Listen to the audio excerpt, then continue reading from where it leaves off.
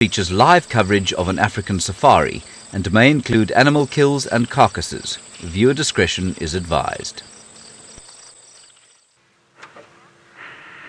Good afternoon everybody, especially the kids from Hampton Oaks, Arrowhead and Kingston schools. This is Safari Live.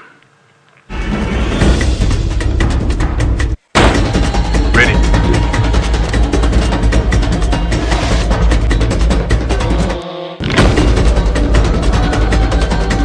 Standing by.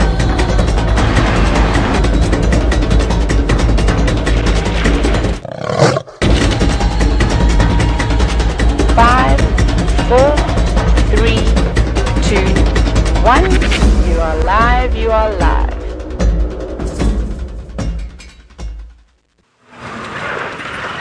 We are driving currently down towards a dam over here. It's quite a warm afternoon here in the eastern lowveld of South Africa. That means the lowlands of the world's most beautiful country, South Africa. My name is James Hendry. On camera today is Brian and his very well-dressed thumb. I'm not alone out here. Tristan is also out on drive and Tayla will be out on walk, and in the final control Megan May Nelson is talking in our ears. Now the reason that is very important is because we want to have all of your questions, please kids. So send us through your questions. You just ask your teacher, she will then send them through to us, and we will do our level best to answer any questions that you have about the animals that we're seeing, about Africa, about South Africa, about safaris, about anything else that you'd like. And hopefully we'll show you some spectacular things. Now, my plan this afternoon is to see if I can't find a leopard and her 2 cubs that have been seen in this area very recently. So the first thing for us to do is stop here and have a little bit of a listen. Like I said, it is about 82 degrees Fahrenheit, or 83 degrees Fahrenheit, that's 28 degrees Celsius or so. And that means it's quite warm, which means animals sometimes will come down to have a drink during the middle of the day. It has not, unfortunately, proved to be the case on this particular Monday afternoon. Not a bad job, don't you think? Here I sit on Monday afternoon in the middle of one of the world's most beautiful places looking for animals. I think it's a great thing for me to be doing. We've got the first creature to show you.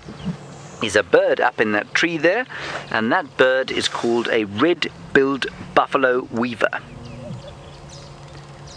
Red-billed buffalo weaver. That's their home.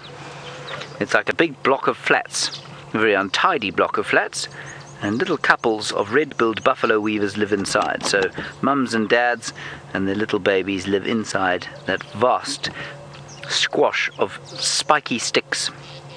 And I'm sure you're glad that when you go to bed at night, you don't have to lie down on spiky sticks like that. Now, one of the most important things that you need when you're out on safari is a good pair of binoculars, because, of course, our eyes are not quite as good as many of the animals out here. And so the binoculars help us to search and scour the landscape for any creatures that might be around the place. And I'm looking for Shadow the leopard as we speak. But while we do that, Tayla, who is out on foot, has found something that looks a little bit like a pony in pajamas.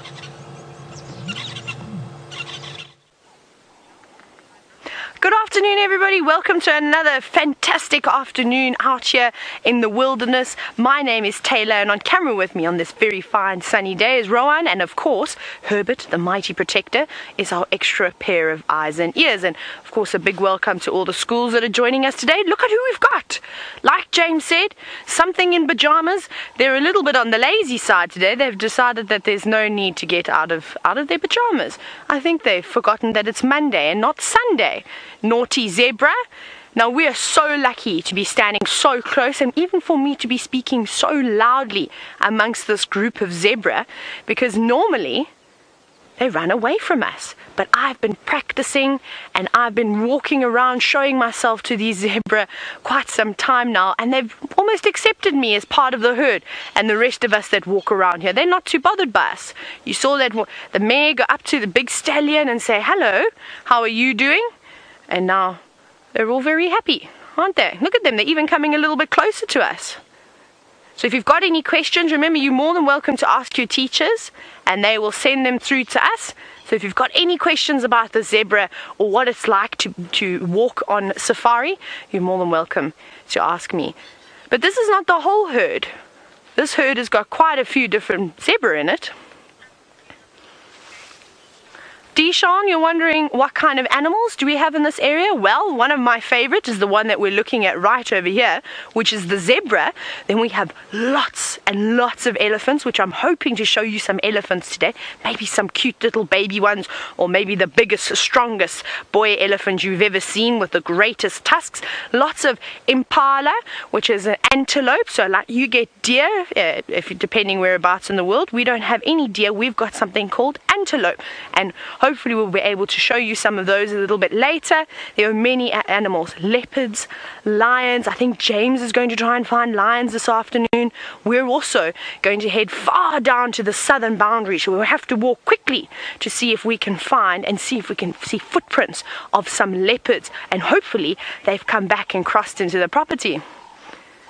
Aiden, you're wondering why these beautiful creatures behind me have stripes. So the main thing out here in the wilderness, especially when you've got lions and leopards and hyenas and all sorts of other predators lurking about in the bushes, you've got to try and camouflage yourself somehow. Now, if you look at a zebra, you think, how does black and white blend into the vegetation? And it doesn't look like it does a good job, does it?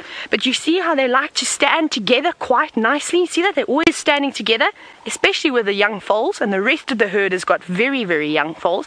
It dazzles the predators, so it makes it very difficult to pick out one zebra when they're all standing together. They look like one big blob of stripes, and the lions can get quite confused as to who they're supposed to go after. So that's one of the reasons. But also, I promise you, if you see a zebra standing behind some of the thick trees, and if Tristan and James go down to some drainage lines or some riverbed, you'll see how dense the vegetation gets there. All the trees and shrubs grow closely together, and a zebra hides very well behind something like that. But aren't they cool? And look at their very long tails like a horse has, and you can see they're swatting them around today. There's lots of bugs out here. Danielle, now you're wondering how many zebras are in a herd. Well, Danielle, it depends on the area that you're in. But over here, typically one herd tends to be maybe between 10 and 15 zebra. Sometimes it can get a little bit bigger. And this particular herd, I think there's 2 families that live together. I can't tell you exactly how many there are, but they're definitely more than the 1, 2, 3, 4, 5 zebra that are standing just behind me. So they can get quite big. One boy, one stallion with many mares and their babies and their foals. So if you know horses, we call zebras the same thing. The boys are called stallions, the girls are called mares, and the little babies are called foals. There's a squirrel. You might not have been able to hear it, but there was a squirrel going cheet, cheet, cheet, cheet, cheet, cheet, cheet, cheet, cheet, cheet. And I'm sure it was sitting at the top of a marula tree looking at us, shouting, saying, hey, hey, hey, there's predators. But that squirrel is not used to us like the zebras are, and that's why the zebras are not shouting at us. Because animals look at us, standing tall, with our eyes in front of our heads, and that they think we're predators too. Rosie, now, this is very sad, of course, because I remember I said there's lots of lions and lots of different predators, so carnivores out here, and you were wondering, where do the baby zebras go if they're being attacked? They stay together, so they form not quite a protective circle, but they come close together. They stand right on top of one another in a group, in a bunch, and all the little ones will stand right next to their moms. And you'll see tiny little zebras. Have you ever noticed how a horse, when it's born, it's got very long legs? It looks out of proportion, and that's a defense mechanism. So it's a way that that little one is protecting itself by having the same length of legs as mom. When the lions are staring at the dazzle of zebras, the bunch of zebras together, they go, oh, those just look like adults. It doesn't look like there's any babies there, because almost their legs are almost the same length. Isn't that amazing? So they stay together and they'll run with their moms. And I wouldn't want to mess with a stallion or a mom zebra, because they've got very powerful legs. See those big hindquarters? And they can kick and they can chop and they can bite all the animals that of course go for them. Now Lena, you're wondering, where do they sleep? Out here in the bush, on the grass, under the sun. under a shady tree or under the moon and the stars. So they don't have any houses to go to. Normally what they'll do is they'll come out at night to an open area like this where there's not too many trees and long grass, so that if a predator, if a lion were to be stalking them at night time, they'll be able to see a silhouette moving towards them, because they haven't got very good eyesight at night. The lions and the leopards and the hyenas and the cheetah, not the cheetah, but all the other predators have got fantastic eyesight. So that's why they prefer to hunt at night. So they will do this. So if they live in an area where there's lots of trees and lots of small shrubs, they run the risk of being attacked a lot easier, because the lions can hide behind the vegetation and the long grass and sneak up to them. But they don't mind us. They've got their heads on the ground. They're swatting the flies, shaking their heads, and every now and then the stallion watches. Bella, you're wondering if zebras are endangered. Not this particular one. This group over here, the plain zebra or the Birchall zebra, they're alright. They're not too bad, and they're very easy to tell the difference between the others. It might be difficult to see from here, but maybe if Tristan or James sees some zebras later, they can zoom right in and have a look at the stripes on the zebra. So on these zebras that we're seeing here, they've got a shadow stripe. So you see the black and the white hair, and then in between on the white you'll see it almost like a brown color, like they haven't had a bath in a very long time. They always look very dirty, and you can see it that way. And I think these guys look the most like horses. They look like ponies, don't you think? If you look very carefully, they're actually very pretty animals. But there's a lot of young ones here. 1, 2, 3 youngsters, juveniles, and then mom, a big female, and then a stallion as well. That's why I think the rest of the group, it must be off into the distance. I did see them all together today, this morning and during the middle of the day too. This is so cool, and we're so comfortable here. Hopefully they'll be more comfortable and walk closer towards us, but I don't think we need to go any closer than this, because they are wild animals, and we don't feed them and we don't touch them.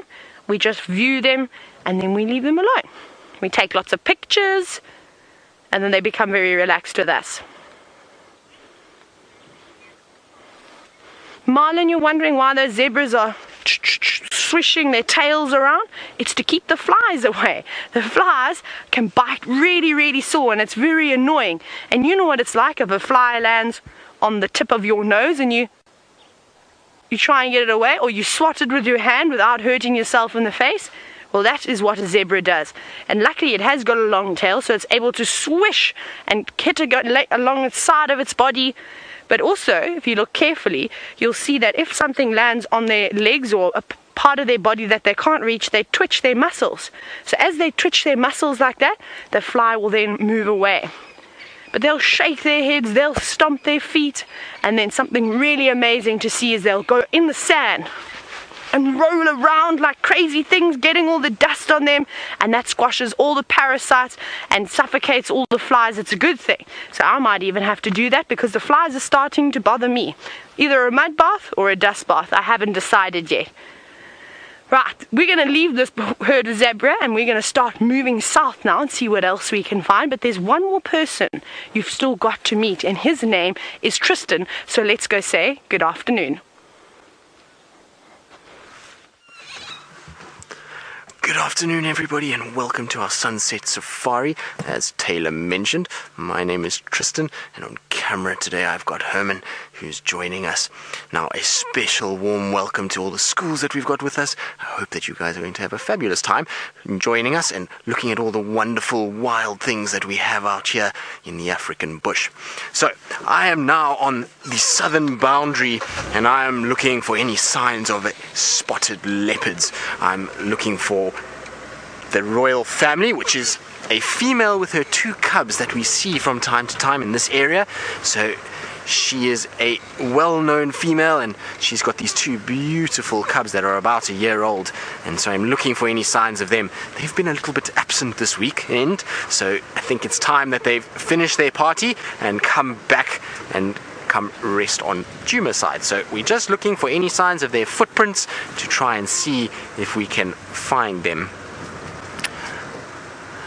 Now, when I was driving along here, there was lots of tracks for baboons, and the baboons are not a leopard's friend at all. When the leopards are around, and especially when they're young and a year old, the baboons pose quite a big threat. So the sign of baboons here is not necessarily a good sign. We don't want to see too many baboon tracks because they can sometimes chase the leopards away. So I'm hoping that if the leopards did come back this way, that the baboons did not bump into them and that they are still here somewhere.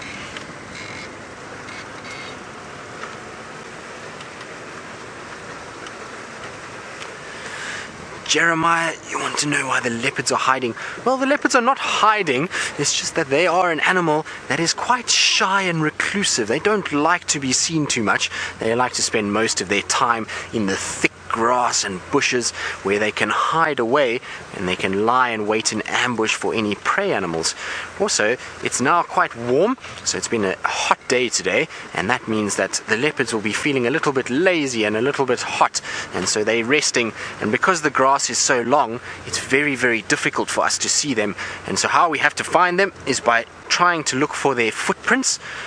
If they're not any footprints, we look into the trees, because on a day like today, especially if there's a nice cool breeze blowing, then you'll find that the leopards sometimes go into the trees and they sleep in the tree to get away from all the insects in the grass. We are very, very lucky in this area though, because most of our leopards are quite relaxed. So they are, when I say relaxed, they are very, very used to the cars. So they don't run away from us like some parts of the world. And the reason why is because in this area we do not harm the leopards in any way, so they've gotten used to the cars as being something that moves around. It doesn't hurt them, it doesn't steal food from them, and so they've gotten used to us, which means that they allow us to get a little glimpse into their secret lives, which is quite incredible. And that's why leopard is my favorite animal.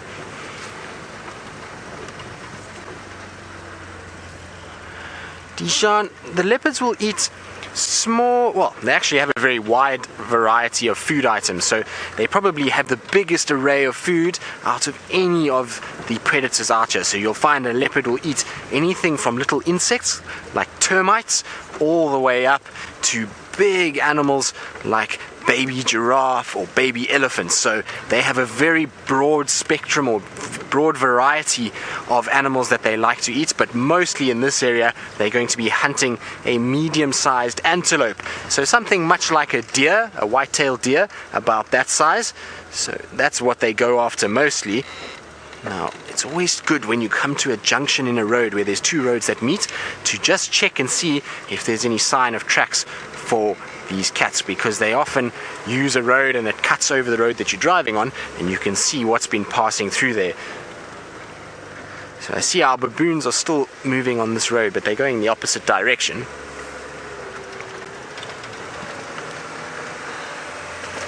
So Jeremiah, you want to know how the leopards blend into their environment. Well, I'm just going to stop so I can show you a picture of the leopard and I can show you why they blend in.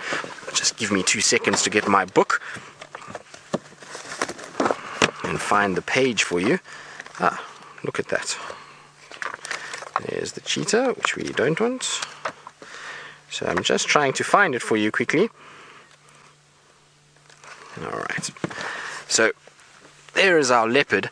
It is a very, very, very beautiful cat, and you can see it's got all these little spots on it, and then it's got this very sort of yellowy brown coloration. Now that color helps them to blend in the grass in Africa. We often get grass that's that color, and so when they lie down in the grass, that back part blends in perfectly well. That's coupled with the spots match the shady areas where they like to lie. So they like to spend time in thickets, and when you've got some light that comes through the trees, often you'll get spots of light and spots of shade, and so those spots just help to blend in and make them really difficult to see. And it's quite amazing to actually watch a leopard in this environment. You'll see them, they'll move on the road and then they go off the road, and if they lie down, they disappear. It's really quite incredible to see how well they camouflage. So we're hoping though that if we do find them, that they will be out in the open and we'll be able to see them nice and easy. That would be ideal for us. Now, you may have noticed that every now and then I've been bending over and swatting at my ankles, and that's because we've got naughty flies that are biting me this afternoon. They are landing on my ankles and giving me a little nip, and it is quite painful. They are very, very irritating, and we'll find that they actually irritate a lot of the other animals out here. So you'll see things like elephants and buffalo, and even the lions and the leopards. They land and they bite them and they shake their heads or their ears and try and keep them away. So I'm taking a leaf out of their book and I'm shaking my legs and I'm trying to slap at my legs to try and get the flies away, but it seems to be pretty useless at this stage. Now, I have spotted something that is not a leopard, but it does also have spots. So I'm just going to go forward, or maybe not spots is the right word, but it has a pattern, and it is one of the most beautiful animals we have out here. So I'm just going to go a little bit forward. Herman, can you see there? And look at that, we have a beautiful group of giraffe. So this is a little family grouping together, so there will be females and their young ones. Now this particular one that we're looking at is a big adult fully grown female. Now the reason why I know she's a female is because on top of her head she's got these little small structures that almost look like horns. They are not horns, they're called ossicones, and they are made out of bone, and they go off the head, and on a female they are very, very, very, very thin, whereas on a male you have these big thick horns that are a lot bigger and more bulky. Now the reason why the males is so much bigger is because they use them to fight one another. So they'll stand next to each other and they swing their long necks, and those big club-like horns or ossicones, they actually hit into the other giraffe and it hurts a lot. So you find that they can do quite a bit of damage. Now I'm just going to roll forward because we've lost sight of them. It's a bit of a thick area. I'm sure they're going to come down, and where we're going now there is a little water hole, so maybe they're going to go drink from us. Dishan, the animals, you want to know what kind of plants that they eat? It depends on the animal. Each animal is a little bit different. If we take the giraffe, for example, the giraffe are tree eaters, so they eat the leaves off the trees. They won't graze the grass like a zebra would. So Tayla had the zebras, and the zebras are grass eaters, so they only eat grass. They won't eat leaves of the tree, and the giraffe will only eat leaves of the tree and not grass. So they're a little bit different. And then you'll find there's things like the elephants, which eat everything. I don't know if you guys can hear that bird calling as well. So there's a bird chirping away behind me, and that's a woodland kingfisher. Sorry, a woodland kingfisher is making quite a racket here. Ashen, you want to know how long a giraffe's neck is? Well, it depends on the male or the female. The males tend to have slightly longer necks, but in terms of feet, I would imagine that we are looking at about... So I've got to do my maths quickly, which I'm not very good at, by the way. So you must all pay attention in maths, and you'll be better off than I was. But let me think now what it was. In meters, it's about... So we have it at about 2 meters, just over 2 meters. So in feet, would be about 6 to 7 foot. All right, so they are quite long, but the males tend to have slightly longer ones, and that's quite a nice view that we've got there of this female just next to us. You can see she's standing right there, and isn't that beautiful with those clouds in the sky and the giraffe under the tree? So Marlon, that's a very good question. You want to know why would a giraffe have such a long neck? And that's because they want to have this long neck is so that they can find food for themselves. Out here there is a lot of different animals, and so each animal has to find a way of finding a niche for one. So they need to find a certain way that they can survive without too much competition from other animals. And so these giraffe are very, very clever. They've got these long necks, and that means that they can feed right off the tops of the trees where a lot of the other animals can't reach. So the only other animal that can reach as high as a giraffe can is an elephant with its long trunk. So these animals don't have too much competition, and therefore they can find more than enough food all year round to sustain such a big body and keep that big body healthy. Now you notice that this giraffe is chewing even though it's not standing at a tree. So it almost looks like it's chewing some bubble gum. And it is chewing grass, or leaves should I say, sorry, not grass, we've just said it's not grass. And this is an animal that's called a ruminant. So it has a 4-chambered stomach, and that 4-chambered stomach means that it's able to regurgitate food, much like a cow does, and it regurgitates these leaves that it's consumed through the day and is able to then process the nutrients in the leaf much better and extract every little bit of nutrients out of that leaf. Now I'm just going forward a little bit because it's going to open up and it's going to be a lot easier for us. Also, this giraffe is coming down the hill towards us, so I just want to go a little bit forward.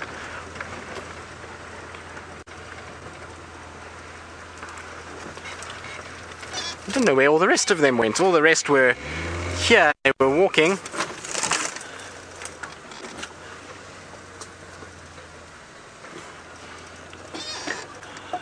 You can see that?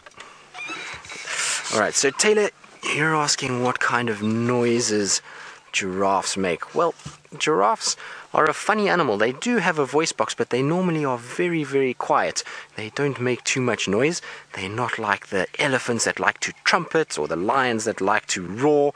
They generally are a quiet animal and they move around without making too much noise. But if they do make noise, they sometimes make a little bit of noise like a snorting sound. So they'll that kind of sound, which is often when they see a predator, they will sometimes make that sound. So if they see lions, then they make that almost snorting sound. But their vocal range is very, very small, so they actually don't make too many sounds, not like something like an elephant. And look at this, she's walking straight towards us. So Jill, you want to know what the predators are for these giraffe? A giraffe of this size really only has one predator, and that is the lions. So the lions, because they hunt in prides and in groups together, they're able to work together to bring such a large animal down. When they're smaller though, you'll find that they are prone to being attacked by a number of different predators. So as babies, they can be attacked by hyenas, leopard, lions, wild dog, and even coalitions of cheetah, which is not very common, but it has been recorded. So they have a number of predators when they are small, but as they get big and they become fully grown adults, like this beautiful female we see here, then it's only the lions that they have to worry about. And the giraffe that we see in this area of the South Africa and the Kruger National Park are quite lucky, because our lions here don't really hunt giraffe very much. The lions here, when they grow up, they generally learn how to hunt buffalo more than the giraffe. It's what they specialize in, and so it makes it much easier for them to know how to hunt buffalo rather than giraffe, and so they tend to actually not go after the giraffe too much. So our giraffe in this particular section actually have a good time of it. They don't tend to get hunted too much at all. But isn't she graceful? Look at how beautiful she is as she walks. And can you see how she walks with her legs? So you can see how she moves either both right legs or both left legs when she's walking. And that's so that she doesn't kick herself, because her leg is so long. If she walked like any normal animal, she would just keep kicking her front legs. So she moves a little bit differently, both left legs, both right legs. And because she has a very long neck, the neck is able to balance her movement and keep her standing upright. Now, Amalia, they do use the tails indeed for swatting away flies. As we were talking about just now, lots of little flies here that are biting me around the ankles. So the poor giraffe are also going to be bitten by the same flies, calling them biting flies. That's the name for them. And so that tail is swishing around, trying to get rid of all of those flies that are landing on the giraffe and irritating it. It's like me waving my hand. If there's a fly that's trying to land on my face, it's exactly the same thing. Right, so our giraffe is disappearing a little bit into the thicket, so unfortunately we're going to have to leave them there, but wasn't that spectacular? It's always so nice to see the giraffe. They're such beautiful animals, and they're so big. Always very, very special to see them. Okay, so we're going to carry on and see if we can find... Oh, there's a beautiful waterbuck that's just run across the road as well. So underneath that big tall tree, it's just a little antelope that's busy moving away there.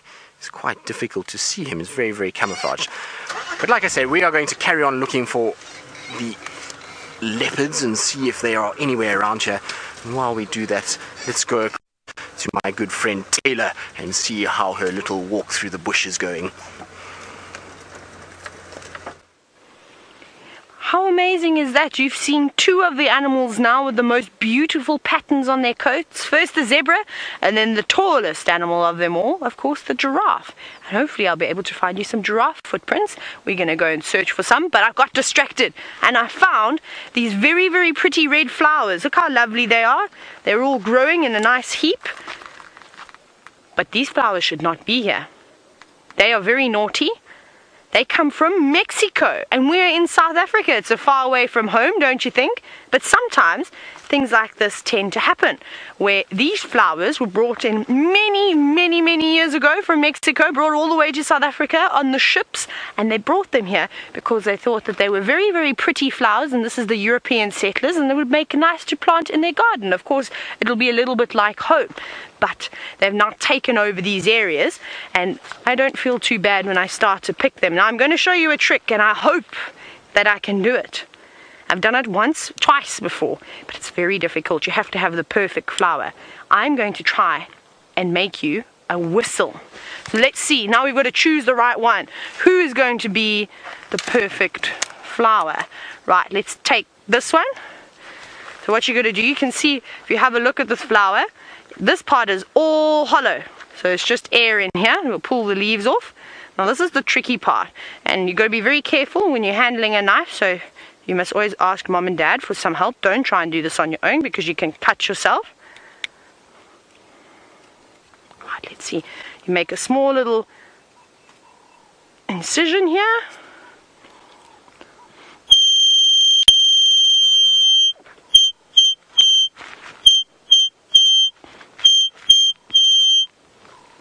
Amazing, hey? I can't believe I did that first go. The other day, I think I tried 100 flowers before I eventually got it right.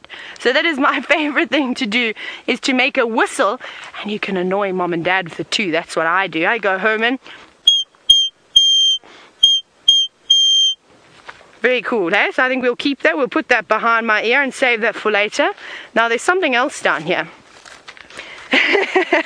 Megan has asked me. Megan is directing the show, so she's sitting in a special place called Final Control, where there's computer screens everywhere and all these fancy buttons. I just want to go in there and press all the buttons.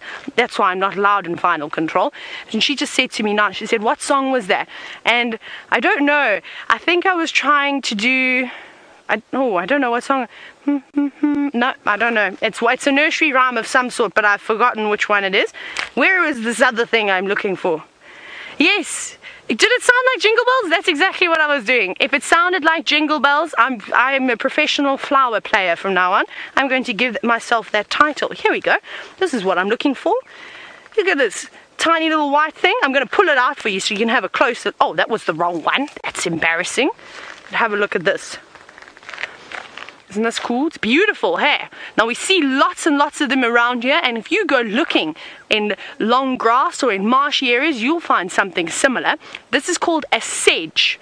Now, they're very important out here in Africa. You might not be able to see it, but it's got very, very sharp edges.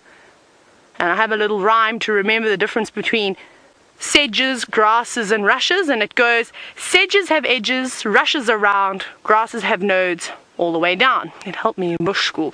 But the reason why I've picked this is because it's really, really important to know what sedges are. And this white button sedge has got antibacterial properties to it. So if you take dirty water and you boil it, and afterwards you're still not sure if it's going to help, you can put a whole lot of sedges inside of it, and it should help with cleaning the water.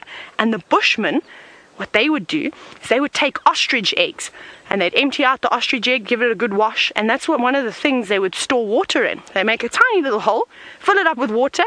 They need something to act as a cork so the water doesn't come out. So they take lots and lots of sedges, put them in a bunch, wrap them around, and plug that hole. And then it helps keep the water nice and clean, and then they put it underground to keep it nice and cool as well. So another very handy thing to have or to know about when you're in the bush. And it's very important to know these survival techniques and things well to do. Should we carry on? Let's go and see what's around the corner. Oh, okay. We're going to keep searching. I'm hopefully going to find you some praying mantis or caterpillars or something creepy to have a look at. Tristan has got one of my favorite antelope, and this one, if it's a boy, has big spiraled horns.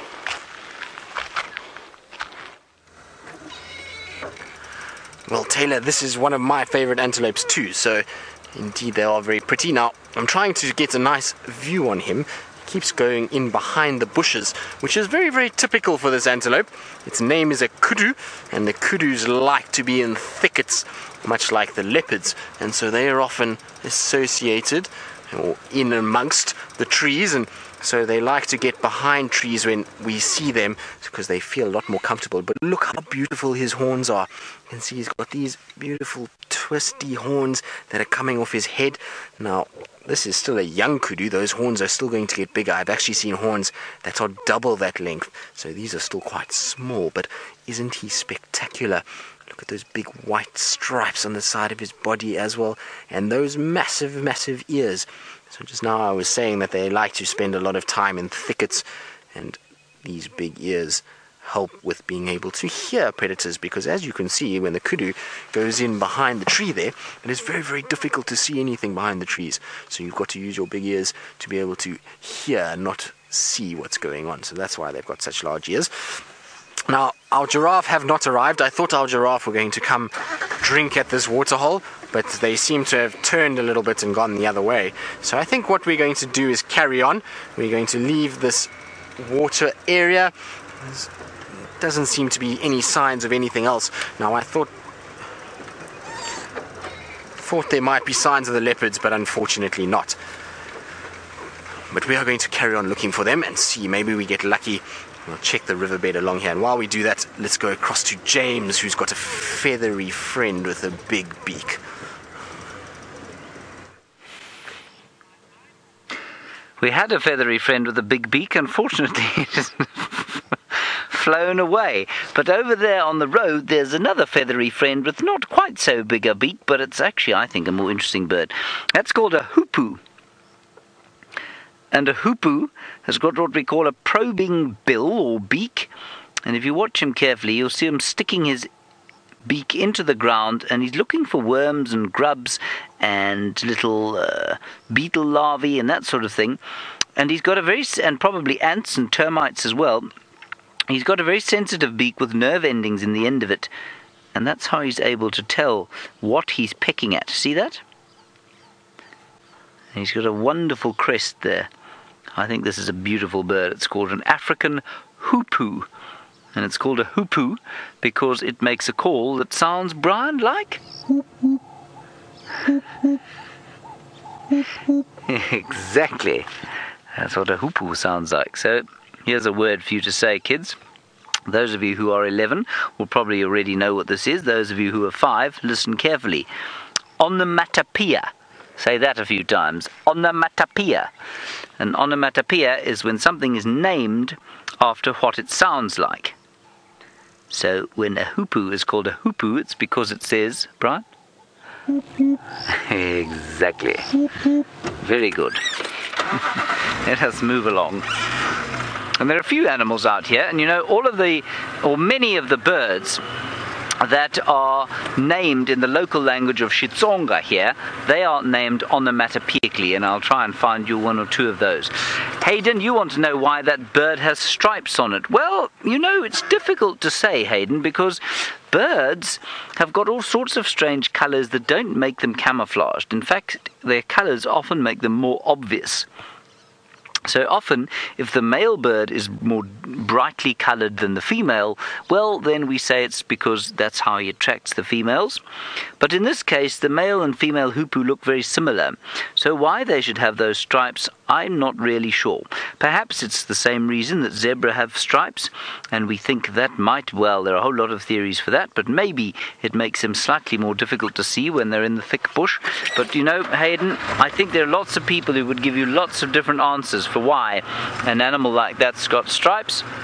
Most of them would be giving a very big guess, and they wouldn't actually be sure at all. Now I'm looking here because the flowers on the side of the car here often have very exciting things in them. Now I know we're looking for lions and leopards and all sorts of things like that, but what I'm going to do is quickly get out of the car And if the others find something, then Brian will tell me and we'll link to them. These flowers are called Waltheria, which is not very interesting, but they are so often interesting things on the Waltheria plants. And when you're in the wilderness like this, it's not just about the big stuff, of course, it's about the small stuff. Like Tayla was showing you those lovely red flowers, and it's always a good idea to stop and just look on the leaves. Maybe there's a spider, maybe there's a weevil, maybe, and hopefully there is a mantis. And a mantis, of course, is a predatory animal that likes to eat other insects. But on this particular group of Waltheria plants, we seem to be inescapably short of anything other than the Waltheria plant. And there's its funny little flower, which I think is very beautiful. And it's very, what we call, I suppose, nondescript. It's not big and bright like that zinnia you were looking at. I assume you were looking at a zinnia. Very nice. Wonderful. Yes. Good. Let us press on. See what else we can find around here. Oops, nearly fell on my face, which I suppose would have been quite funny for some of you. Brian certainly wouldn't have laughed, wouldn't you, Brian? No, you would have been very concerned for my safety. Right, now I was talking about finding things on those plants, and one of the things that likes to live on those Waltheria plants is exactly what Tayla's going to show you now. We've just seen the same plant that you were looking at with James. It's the Waltheria again. And Tristan this morning was desperately checking all the different Waltheria plants. I think it was this morning or yesterday afternoon, looking for caterpillars on this specific plant. And we managed to find one. And I reckon it's the only one that's left now, because I've checked all the other Waltherias like Tristan and they've all disappeared. But this is the caterpillar, or the larvae, so the baby stage of a butterfly, known as an acria. Now I'm not sure exactly which acria this caterpillar belongs to, but it is going to double, triple, quadruple in size, because it's just going to eat as much as it can, and then once it's fat enough, it will make a cocoon out of silk, and then it will develop for a few weeks and turn into a butterfly. And then, can you believe this? That butterfly doesn't need to eat anymore. So during the caterpillar stage, they eat enough that it gives them enough fat and resources to carry on. So when you see the butterflies, excuse me, going to sit on flowers and drinking the nectar, that's just for energy. So it's just like having maybe a little piece of fruit to get some natural sugars in you, and then you're good to go again. So it's not actually fattening them up, it's just giving them a little boost of energy. Now that caterpillar, it looks delicious. And do you believe me when I say that there are many people in Africa who eat caterpillars? They eat them every single day. Like you would maybe have eggs on toast, or if you would have a cheese and tomato sandwich, people eat them every single day, and they're actually really, really nutritious. So if you were to eat enough caterpillars every single day, you wouldn't have to eat anything else. And I bet some of you are going, ew, gross, that's disgusting. But sometimes when you are out here in Africa, and even in South America and other places, you've got to eat what's around you.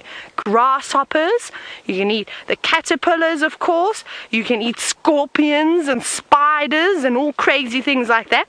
I would prefer not to have to eat any of those things, so we won't eat this one. We'll let this one develop into a butterfly, I think. Now earlier I actually had some giraffe tracks for you.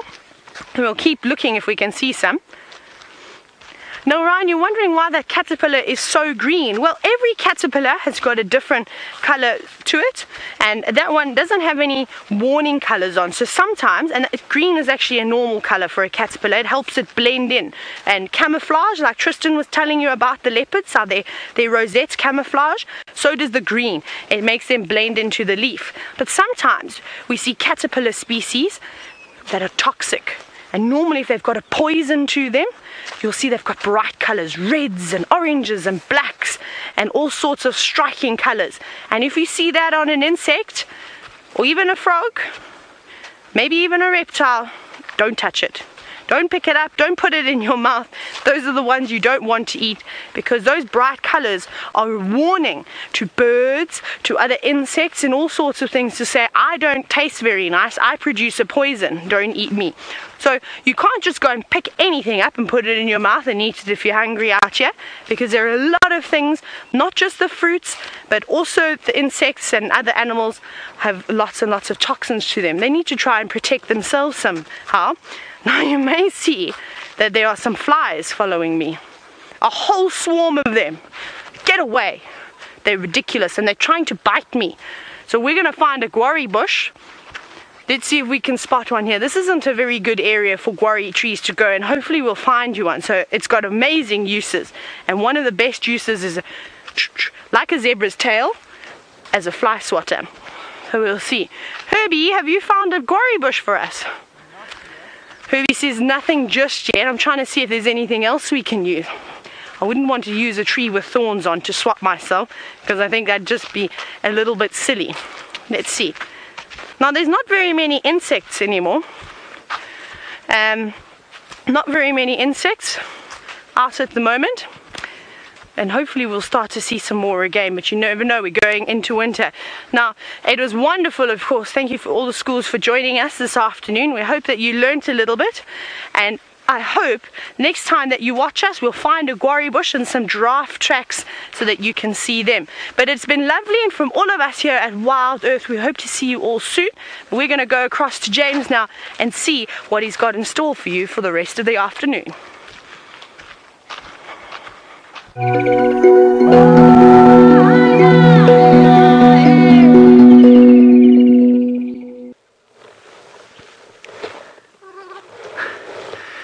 I think that is the first time I've ever not managed to find one mammal for the school children, and so I've decided to contemplate the ineptitude of my existence by looking up at the clouds as they move gently in from the northwest. A couple of grass stalks above my head, and where I'm pointing now, can you see, Brian? Okay. A robber fly. Oh, wonderful. Sitting on the culm of Uricloa mozambicense, or the bushveld signal grass.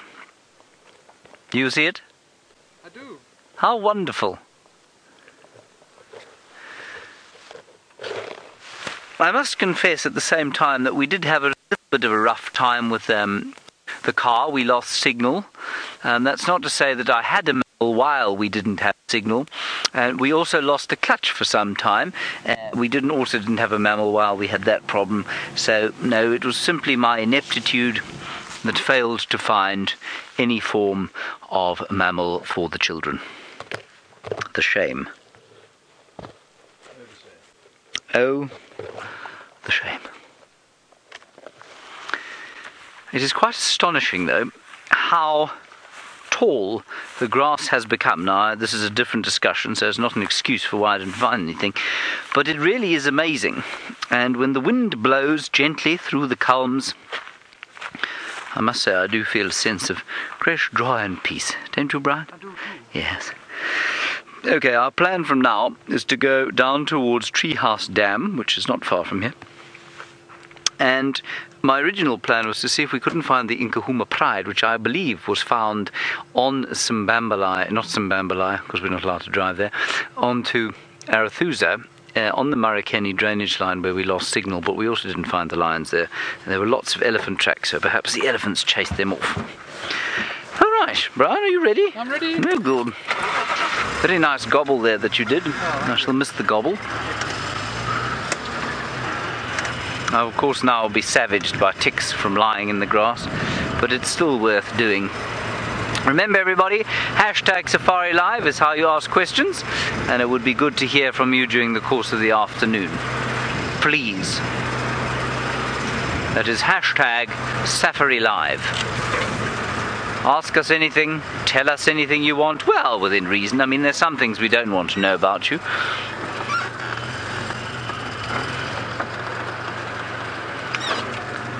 Here is a very nice plant. Oops, I just meant to...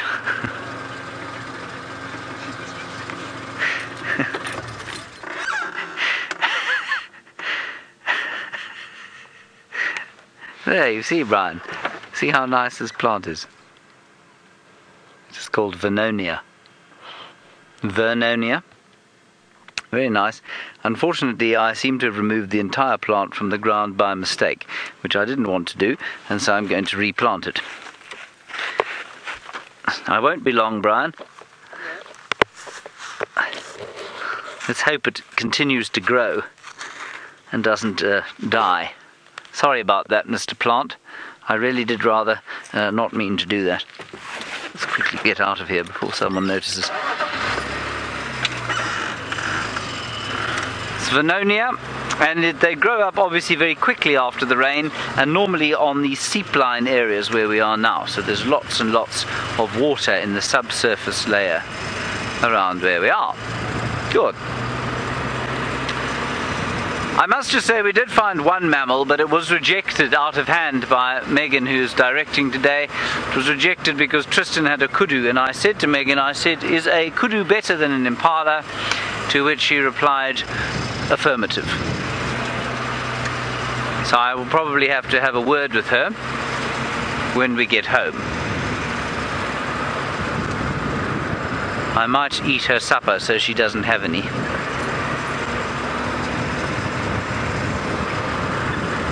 It is a lovely afternoon. It was supposed to be 28 degrees or 82 or 3 when we started. I'd say it's probably dropped down to about 26 now, which is about 78 odd. It's so pleasant. The light is soft, the grass is green, the trees are verdantly full of leaves, and there are no mammals anywhere I look. However, there is a hunting bird. Do you see it? It's gone. It was a European roller. Let's see if we can find what it was trying to catch.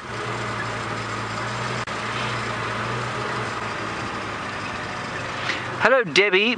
An interesting question, and I wonder if it wasn't precipitated by the question from one of those kids about why the bird, the hoopoe, had stripes. You say, do flies bother birds as much as they do the mammals? I don't think that they do, and well, why wouldn't they? I suppose birds move a bit more than mammals do. You know, they tend to be less sedentary. I suspect they're much quicker and able to grab them out of the air and eat them. A lot of birds are. And I think also that the bird's feathers provide a covering that doesn't sweat, so it doesn't produce anything that the flies could eat, and maybe the oils that the birds put on their feathers also preclude flies. Well, while we think about these things, perhaps you can ask the bird that you're about to see now.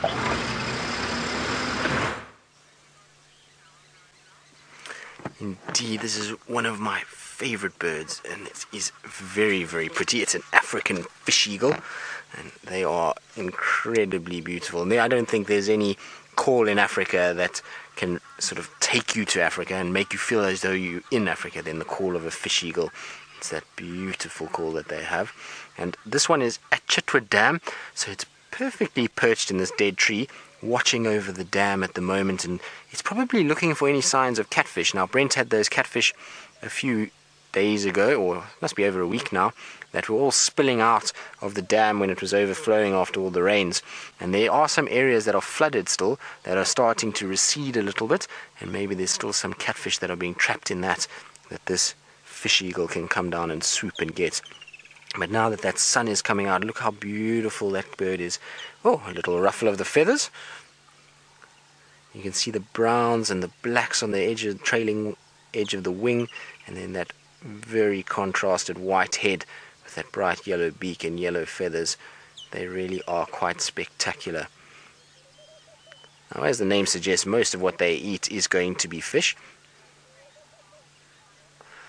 Kyle, you want to know my favorite bird of prey in the park? I would say that my favorite here is probably the crowned eagle. Now, the crowned eagle, which I shall show you shortly, is a beautiful eagle. It is big, powerful, with massive talons, and it flies around hunting small mammals. So it will go after things like monkeys and so I'm just looking for my book. Just give me 2 seconds while I try and find it. I've got a whole bunch of stuff here, so I'm trying to find where I actually put it. Not in there. Let's see if I can find a picture in this one then. I don't know where I put my bird book. I was looking at it the other day, so sometimes in the chaos of researching things that we forget our books behind. So I'm just trying to see if I can find a picture of one for you. Otherwise, I do have one on my phone, so let's actually just use that. But a crowned eagle is the most spectacular bird. It has beautiful markings, so let's just pull that up. Where are you? There we go. Okay, so I'm going to get the photo up, but there you can see it is a beautiful bird that has white with these barred tail and then rusty red underwings. So it is a very, very, very pretty bird. I'm going to go back to that one. So there's what it looks like, and you can see, look at the size of the talons of this bird. So it will fly down and, like I was saying, capture a small mammal. So it goes after little duikers and monkeys a lot of the time, and it comes down with those talons, and it uses those big talons to get into the spine or into the skull of the animal and crush it. So really, really powerful, and we don't unfortunately see too many of them. This area is not a great habitat for crowned eagles. It needs to be a little bit more densely wooded, and so you find them on the riverbed systems, but not really out in the open areas that we're in now. But the view of this dam now that the light has come out is absolutely spectacular. There's these greens and blues, and it's just summery and it feels absolutely incredible. So while we take in this unbelievable view of the African landscape, let's go across to James, who's got probably not the prettiest animal that we have out here, but certainly an entertaining one. I don't think that's fair. I think this is a very pretty, well, pretty maybe not, but attractive animal, I think. A wildebeest, a wildebeest or gnu. And this one in amongst the clearings here beneath the great Nkuhuma tree. Our first mammal of the day, Brian. A wildebeest bull. Now I wonder why people say they're not very good looking. Perhaps it is the flat nose. This one, of course, seems to have some sort of growth on its nose. I wonder if that isn't something perhaps from a botfly. He's now marking his territory with his pedal glands. Oh, I think he's going to give us a bit of a show. That's wonderful. Look at him giving us a show there, Brian.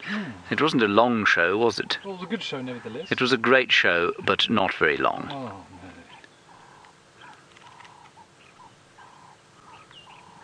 Yes, look at us and enjoy.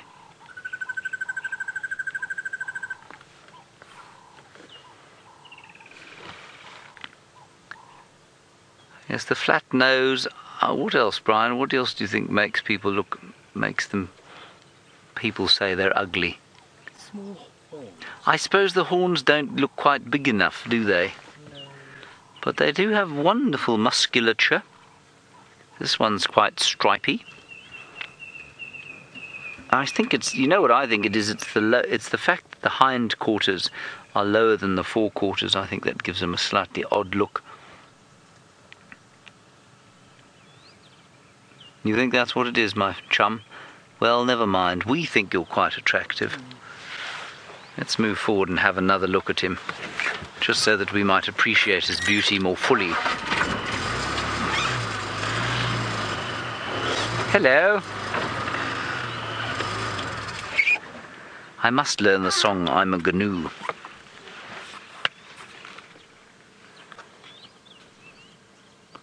I'm a Gnu. How do you do? And then it goes all sorts of other great words, most of which I've forgotten.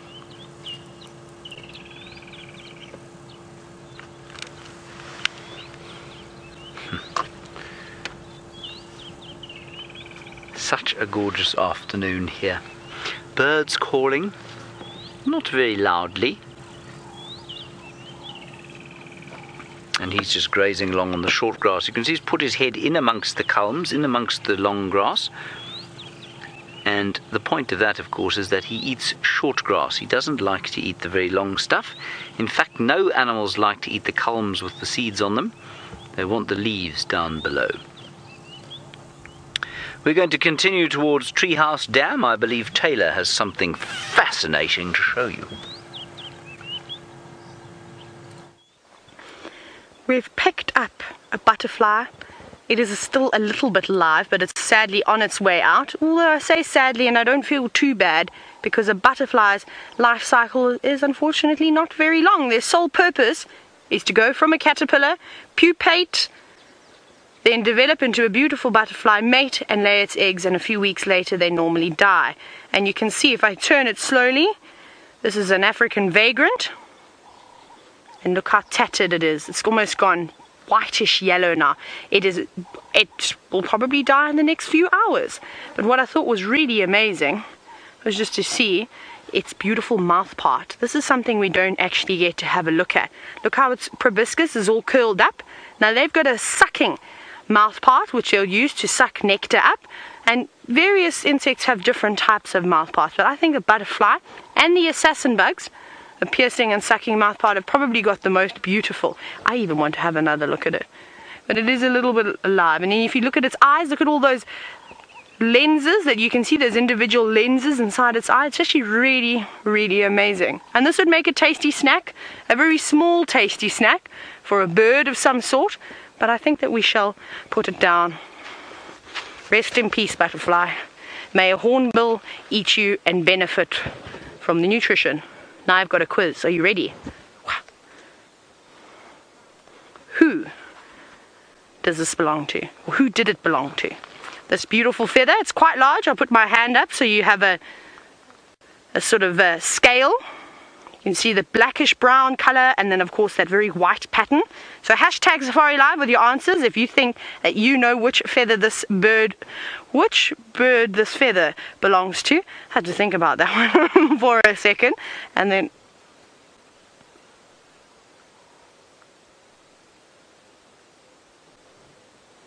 I just heard something moving through the bushes, but I didn't hear Herbie panic. So I don't know if it was maybe some impala rustling through the grass, or Herbie pretending to be an elephant and pulling a log off of the road. Let's go up and find out. And that's what happens when you're walking in the bush, is that your senses are so in tune that you hear one small thing and you've literally just got to stop what you're doing and that you focus on everything from where that sound is. Because it is so thick, a buffalo could come launching out of the bushes at any given moment. So you've got to be careful. But like I said, if you can let me know what you think this feather is, hashtag Safari Live, and we'll get some answers hopefully shortly. I'll keep it safely in my ponytail. It can just live there for now. Ooh. Pokemon Guy, this is very good. Thank you guys for being so quick with your answers as well. So Pokemon Guy, you've said that you think it's from a magpie shrike. Very good guess, because you're almost there. You've got the black plumage and the bits of white. That feather's a little bit too big. That's a little bit too big for a magpie shrike. Now James Richard, you've said African Hoopoe, another good guess. It's got the same type of patterning. Think bigger. African Hoopoe also about half the size of that feather. This feather's from the wing. This is definitely from the wings, so think. Ooh. Carl, you've guessed a brown snake eagle. That's a good guess, a little bit too big now. So we're looking for sort of a medium-sized bird. They're very common. You see them around quite a bit. Think of all the birds that have been doing a lot of dust bathing at the moment. Remember, when they do dust bath, they rustle their feathers around, getting the sand everywhere and all the dust so that they can suffocate the parasites. But they can also lose a couple of feathers by doing that. Old ones that aren't supposed to be there anymore and that have done their time. And that's exactly, this one is very, very worn. It's actually quite damaged towards the base, so it wouldn't be a very good feather to have on you if you need to fly. So keep those guesses coming through. Keep going, and you're not just limited to one guess. Bree, you've guessed a red crested Korhaan. We're getting there. A little bit smaller. It's one of my favorite birds. You get quite a few different species of them, so now I have to give you clues. But you guys are getting better and better. That's really quite nice. So keep on guessing. And while you're guessing, have a look down here. Look at all this. This is what was making all that noise, as it was Herbie moving a silver cluster leaf tree that elephants had kindly deposited across the road. So he was just doing his bit in conservation and moving it off. Ellie, you said a woodpecker. Again, almost. Again, you guys are getting the right color combos, which is good, but a little bit too small. Still, we're looking for a medium-sized bird. So something bigger than a turtle dove. Nina, you biscuit. You've guessed correctly. Well done to you. You've said a hornbill. Now, you've got the species right, so I'll tell you which one I think it's from. I think because of the size of the feather, it is from a yellow-billed hornbill. This lovely feather. So Nina, fantastic, and well done to everybody else for guessing too. It was a tricky one, and the reason why we sort of knew it was a hornbill, just from the size, the color patterns on the back of a hornbill's back, and maybe if you've got a picture, a nice screenshot of a hornbill, you can share it with everybody and show them exactly where it's come from. But we also saw the track where it was dust bathing. It was sitting right next to it, so that helped us in identifying this feather. So not only can you use tracks and what's around it help you identify the track of an animal, that's why we call it track and sign, is because this was another indication of that bird. And like I said, they're dust bathing like crazy at the moment. We may even see some. Goodness gracious, these elephants have been hard at work. Now this doesn't look particularly new. I don't know when I last drove Shibamu either. We'll just kick it off the road nicely. But they've been munching on the silver cluster leaves. I don't know, they wouldn't be eating the leaves. They're probably getting a bit of the bark. We'll just pick up this one as well and chuck it off the road so it doesn't cause too many obstructions. Now Herbie's up ahead of us, and he has to be because there's some pans coming up. And obviously we're coming around these corners and it's very thick. And like I said, there could just be a buffalo 2 meters away from us and we wouldn't even know. So he's gone to check down there to make sure that everything is nice and safe. Deborah, you're wondering how large can a bird's feather get? Well, Deborah, that depends on a number of different things. The size of the bird, and then of course breeding. Do they get breeding feathers? For instance, if you look at a pin-tailed wider during the breeding season, they get the long tail feathers. So their tail feathers can be about that long, almost the length of a ruler. But it just depends on the type of bird. Look at a peacock's feathers, for example. My goodness, they must be 4 or 5 feet long when they extend them out in the open. So it just is specific to each bird and how big they get, and is it a breeding feather, or, you know, a number of different types of things. So yeah, I'm trying to think what's the largest feather we'll get is probably from the ostrich, I would have to say, seeing as though that is the largest bird species that we have here. They've got very, very, very long feathers. Oh, come and look at this big tick. Look at this. It's a big bond tick.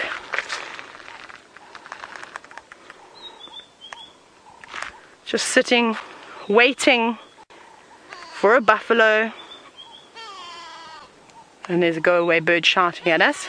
Come on! Come on! Let me see if I shout back at it if it shouts at me. Don't be rude, we're just looking at a tick here. Don't mind that. But these are ones that you don't want to get on your body. That would be very painful and very easy to identify that it's a bond tick because of the coloration. Very, very brightly colored and nice patterns on their back. Well, as nice of a pattern as a tick can have on it. But I think they must be the prettiest looking ticks. And we get many, many, many different types of species at all. Lovely. I hope it doesn't end up on us. We've got to keep checking ourselves for ticks, or especially the pepper ticks. I actually think I can see one. Nope, it's a freckle. That's the problem with me. I'm not sure if they're pepper ticks or freckles at times. Let's see what else is around here. I can't believe we found that caterpillar on the Weltheria, because Tristan did a very, very good job of checking them all, and there really isn't much as a... What else is around here? Nope. Flower mantids are all gone, which is very sad because they were beautiful. Where they've gone, I'm not even certain. But there's still a couple of caterpillars and things that are on some of these plants. You can definitely see where the leaves have been munched on. We're just going to keep searching as we walk, really. Checking the leaves, having a look, seeing if there's anything on here. But nothing very obvious at the moment. You know what is nice, and we'll try and find, is I've seen a lot of cocoons, empty cocoons on the grasses from the various types of caterpillars. So we'll look for some of those. My goodness, this is a Weltheria forest over here. Look at all of them growing about. Surely we must get lucky here if we look hard enough. I'm checking. Oh, a shield bug. There we go. Here's something to look at. Just on the very tippy top of that Weltheria is a shield bug. I'll just point it out for Rowan. Oh, it's run away now. Come here. Oh no, he's coming back up again. There he is. Tiny little guy. Very, very, very small. And I don't know what he's doing up top there. Just having a little scout about. I'm not sure if the shield bugs actually feed on Weltherias. Oh, hang on. We've got a grass. Oh, never mind. We had a grasshopper. It's now disappeared.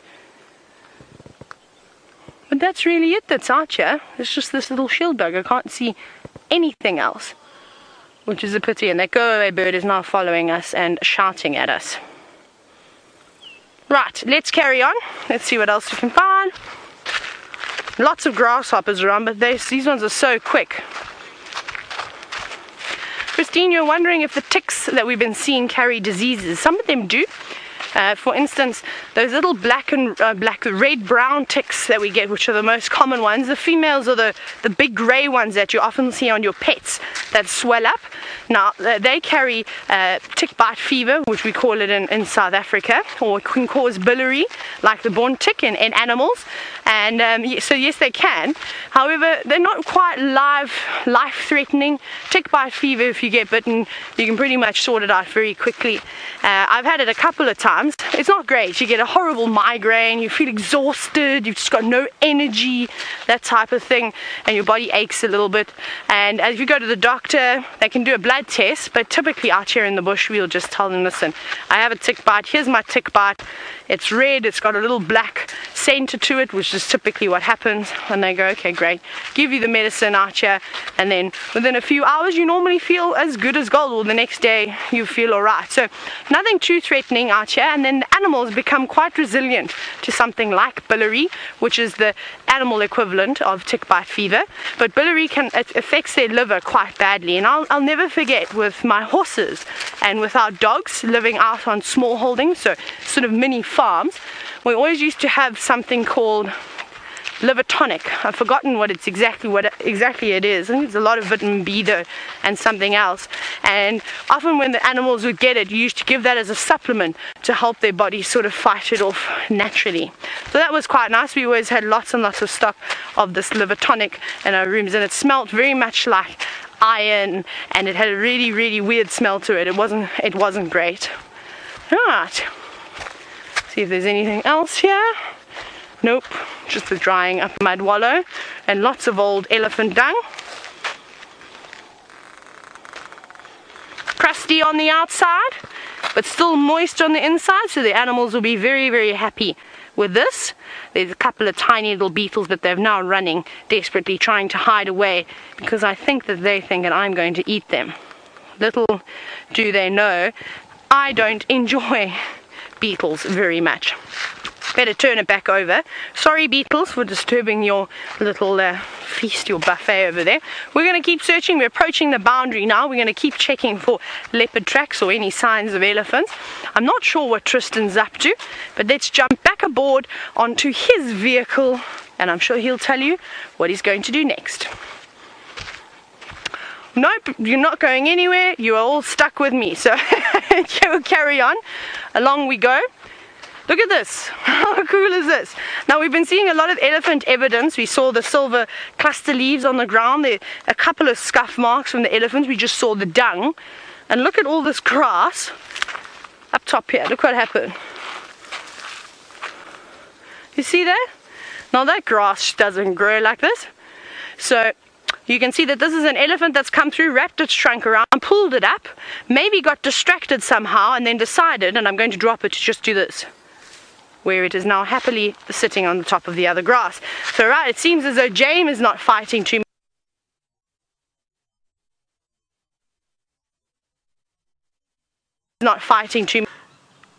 It's a little bit bigger, I think, than a Wahlberg's, but it doesn't have the Wahlberg's crest. The stream has gone offline, and so there is no real need for me to continue identifying this bird. No. No.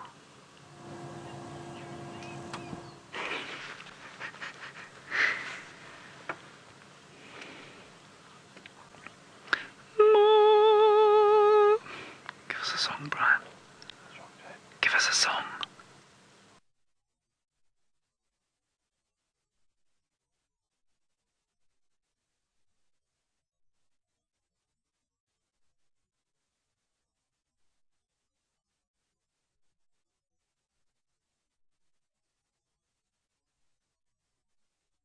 About that, everybody. Not sure what happened, not sure anybody will ever know exactly what happened there, but such are the vagaries of live broadcasting from the middle of the African wilderness.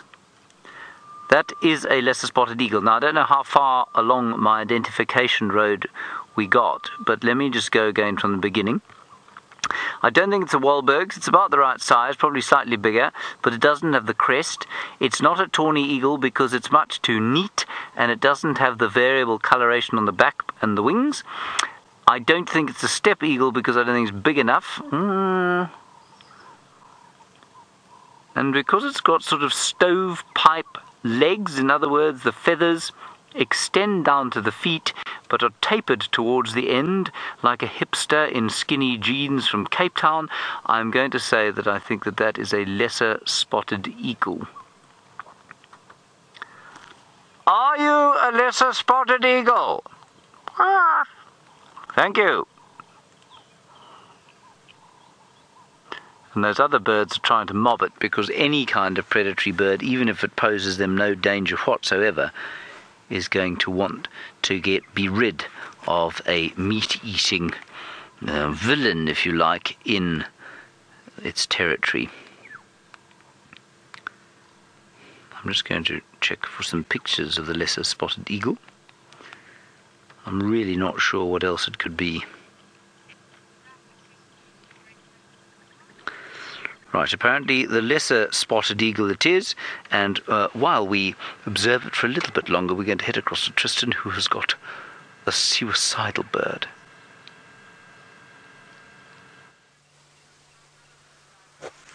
So we're going to continue with our birding and our challenge with Tayla. So Tayla this morning was out and about, and she was hammering the birds this morning. She got lots of them, and I think I found the same birds that she found this morning. I have an adult red-crested Korhaan with 2 little chicks that are running around. I suppose they're not little anymore, they're quite big now. They're what you would term a juvenile. But it's quite interesting because these Korhaans only lay 2 eggs, so if the fact that she's managed to raise both is testament to her good mothering skills and her ability to be able to keep them alive. Now you can see how their camouflage works. Once they go into that thicket, it's impossible to see them. Right, so we are all the way on Cheetah Plains. We are busy looking around to see if there is anything. I know Tayla was talking about ostriches earlier, so I think I'm going to try and see if I can find any sign of an ostrich. Sorry, little one. So one of the little chicks is back on the road. It's running along. I don't want to separate it too much from its mom. Come on. So the reason why they're using the road like this is because it's much easier to see what's going on. You can imagine in long grass like this, they can be strolling along and walk straight into a predator like a leopard or a caracal, serval, and so that's why they prefer the road where they can actually see if there's any sign. But look at the camouflage on this little bird as it tucks itself in here. So you can just see its head in there. Let's just to the top a little bit, up. There we go, straight in there. So it's just as busy disappearing through the grass there. It's amazing, the camouflage, and I think it's going to go and reunite with mom. That's a nice surprise. Like I say, not every day you get to see mom with her little babies. And as I was saying, I'm going to try and see if I can find an ostrich. I think if we're going to find them anywhere, Cheetah Plains is the place to go. Otherwise, any signs of the 2 cheetah brothers, or quarantine, Kuchava, any of those spotted cats that hang around this side. Now, unfortunately, Karula and the cubs are on an impala kill south of our boundary, so they're on Little Gowrie with the impala, so it's going to be probably a day or two till they come back. And the Birmingham males that David was for this morning and that they're quite far away, so no signs of them either, which is not ideal, but we shall persevere and see if we can find any signs of something on Cheetah Plains. I don't think anyone's even been down here this afternoon. I did speak to one of the Cheetah Plains guys and they said nobody had checked the open area, so maybe our perseverance and our determination will bring us luck and we will find what we're looking for. The nice thing though is that it is an absolutely spectacular afternoon. The afternoon light is beautiful. Cheetah Plains is green. Right, so we're going to go on towards Cheetah Plains and see what we can find on the open area, and while we do that we're going to go through a little bad signal area, so let's go across to James and see what he's busy with. Ooh, I'm busy with the identification of another raptor. Do you see them, Brian? What do you think they are? Do you? Good heavens. What? Amur falcons, that's exactly what they are. Now the one on the left-hand side I believe to be a male, and the spotty one on the right is a female. And I think there have been distinctly few Amur falcons this year. And normally, or they can occur in massive flocks. And I remember the year my brother got married, which was, when was it? The year 2011 in the early parts of the year, and that was down in Natal. I'm not going to tell you all about the wedding, but I'm going to tell you that there's a nesting site there in a place called Heimville in some exotic, I think they're pine trees, and there were literally thousands of these birds flying in to roost there for the night, and that was around about this time of year.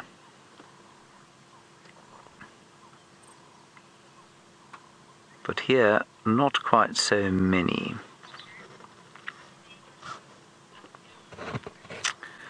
Hello, Matt. You're wondering about the danger posed by birds and what the most dangerous bird in South Africa is.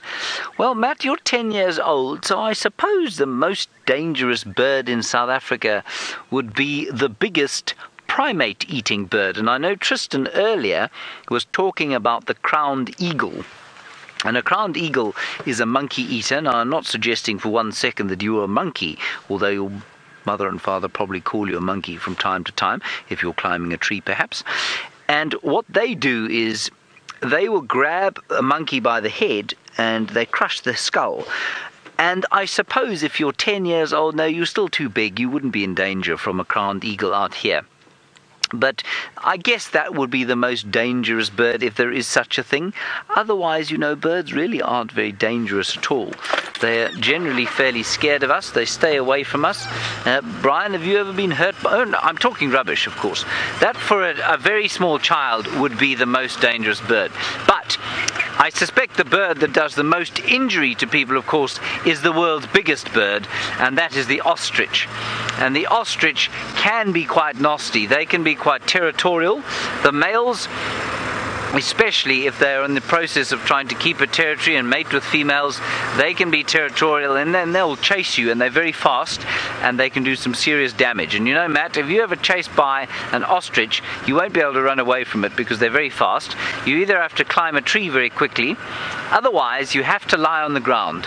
And what they try and do, and this is quite a nasty thing to say, but that's what they try and do, is they kick forward, and they've got nasty claws on the front of their feet, and they can, if they hook it into the top of you, they can actually rip your stomach open, which is what you don't want. But if you lie down flat, although they'll stomp on you and it'll hurt a lot, it won't do too much damage. So if you're ever chased by an ostrich, what you have to do is lie down flat and hope eventually that the ostrich goes away. But I wouldn't worry too much about it. The number of people killed by ostriches is very, very small. Marco, you're wondering about the size of an Amur falcon flock, how big they can be. Like I say, I've seen a flock of at least 3,000 or 4,000, so they can be enormous. I don't know how much bigger than that they can get. That's about the biggest that I've seen.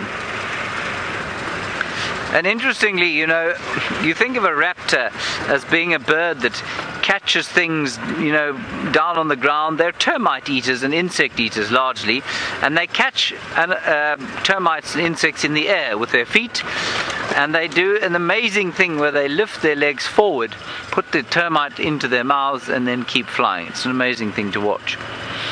Right, we're heading towards Treehouse Dam in the hopes that there's something that's come down to have a drink.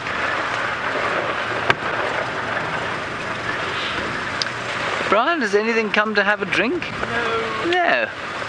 Not a sausage. And Tanis, you're wondering why we're talking about birds, what the biggest owl is that we get here. The biggest owl that we get here is the Verreaux's eagle owl, which is not particularly descriptive, but of course it used to be known as the giant eagle owl, and it was much easier to remember that as the biggest bird that we get out here. I'll show you a picture once we're on the top of the dam wall here, and I'll show you how big it is as well. Tracks of hyenas. I suppose I could always go back to the hyena then. We might try that, Brian. Right, let me show you a picture of a giant eagle owl.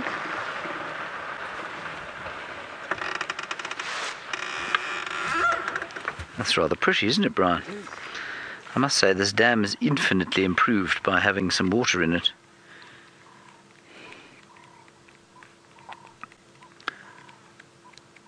And of course, I don't know, there's something about water that makes people want to come and sit by it and to quaff the tipple of their choice. There's the giant eagle owl standing at roughly 2 feet, 60 to 65 centimeters. That's him there. And we do get them here. They've got very sad pink eyelids, don't they, Brian?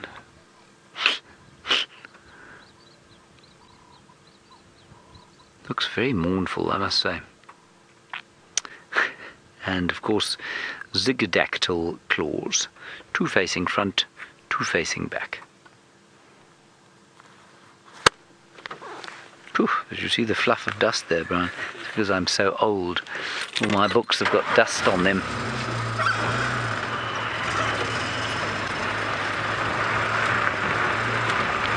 Hello, Reese. What a nice question from you. Sorry, I saw a really nice looking kingfisher there, and the sun just got in my way. I'll get to your question now. It's on the top. It's gone into that dead tree, Brian. If you can just scan the right hand side of it. I mean, it's going to be pointless in this light, isn't it? I think it was probably a woodland kingfisher. Reese, while we look there, I just thought it might be a different kind of a kingfisher, but I don't think it was. You say, are there any birds that hunt in packs? There are no birds that collectively hunt like a lion, pride, or a wolf pack would, that I know of. I don't think. Just thinking carefully. But there is certainly a group of birds, or a species of bird called the African hawk eagle, which will hunt as a couple. So they hunt as a pair, and they take out guinea fowl and francolins and that sort of thing, with the female flying low, or one of them flying low through the bushes, and while everything's watching out for that one, the other one comes in from the top or the other way around. So that's the African hawk eagle. I can't think of any raptor otherwise that hunts anything other than individually.